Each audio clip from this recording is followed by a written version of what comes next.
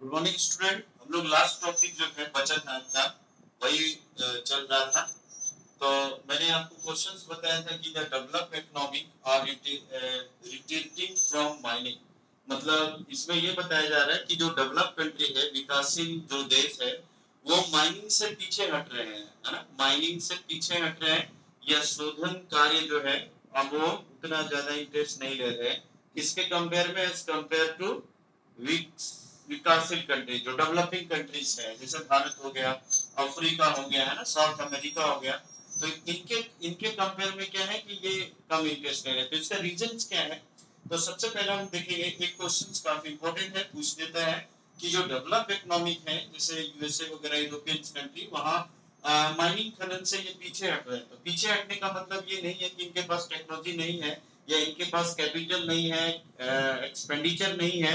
मतलब साफ है कि ये क्या है, due to high labour cost. Answer क्या है कि लेबर कॉस्ट हाई होने की वजह से, है ना, लेबर कॉस्ट हाई होने की वजह से ये क्या कर रहे हैं, ये पीछे हट रहे हैं। मतलब अब इनको लग रहा है कि लेबर कॉस्ट काफी हाई है, अगर हम खनन करते हैं तो हमें कोई ज्यादा पैसा बचेगा नहीं।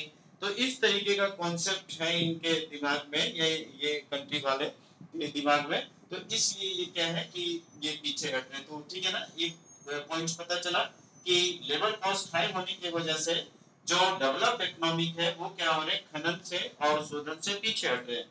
लेकिन वहीं अगर आप डेवलपिंग कंट्रीज की बात करें तो डेवलपिंग कंट्रीज में, जैसा भी आपको मैंने बताया कि अधिकतर कंट्री जो है विश्व में वो डेवलपिंग कंट्रीज है ना, जिसको हम लोग विकासशील कंट्रीज के रूप में, मतलब जो डेवलप कर रहे हैं।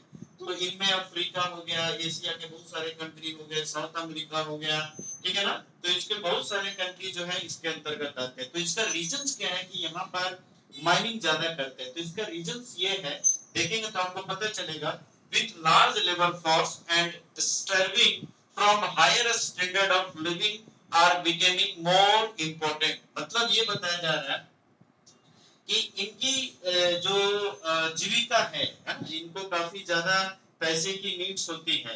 पैसे की नीड्स होती है ताकि वो पर कैपिटा कमाई इनका बेटर हो सके, ये अपने घर परिवार को चला सके, इनका लिविंग स्टैंडर्ड बेटर हो।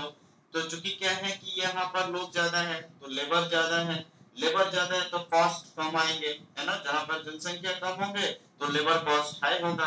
किसके किसके संदर्भ में? मैंने आपको बताया जो डेवलप कंट्रीज है वहां पे लोग कम है तो लेबर कॉस्ट ज्यादा होगा। लेकिन जो डेवलपिंग कंट्रीज है, भारत जैसे देशों में या एशिया वाले देशों में तो लोग ज्यादा है तो लेबर कॉस्ट क्या होगा, कम होगा। तो उनकी स्टैंडर्ड लिविंग बेटर करने के लिए अधिकतर जो है यहाँ पर माइनिंग करते हैं। तो ये पॉइंट इसी चीज को बता रहा है कि developing countries with large labour force and striving for higher standard of living are becoming more important. तो यहाँ पर जो खनन किया जा रहा है तो इसका मेन जो मकसद है वो लिविंग स्टैंडर्ड को बेटर करने के लिए, ताकि जनसंख्या ज्यादा है तो इनको काफी ज्यादा बेनिफिट देना होगा, तो रिसोर्स के रूप में खनन कार्य ज्यादा करते हैं। देखो एग्जांपल भी दे रखा है ना इन्होंने, जैसे देखिए अफ्रीका का कुछ, जैसे सेवरल कंट्रीज, अगर अफ्रीका की बात करें, फिर साउथ अमेरिका, जैसे ये साउथ अमेरिका का कुछ जो कंट्री है, अगर इसकी बात करें, अफ्रीका की बात करें, ठीक है, एशिया की बात करें, ठीक है, तो यहाँ पर अधिकतर जो है उनकी अर्थव्यवस्था का 50%, देखिए 50% जो है अर्निंग किससे हो रहा है, मिनरल्स से। अगर ये मिनरल्स नहीं खनन करेंगे तो इनका अर्थव्यवस्था क्या होगा, गड़बड़ा जाएगा, इनकी अर्थव्यवस्था जो है वो काफी कमजोर हो जाएगी।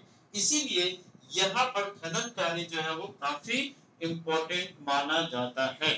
ठीक है, ये चैप्टर आपका खत्म होता है और उसके बाद नया चैप्टर हम लोग नेक्स्ट दिन शुरू करेंगे। आज के लिए इतने रखते हैं। Thank you very much.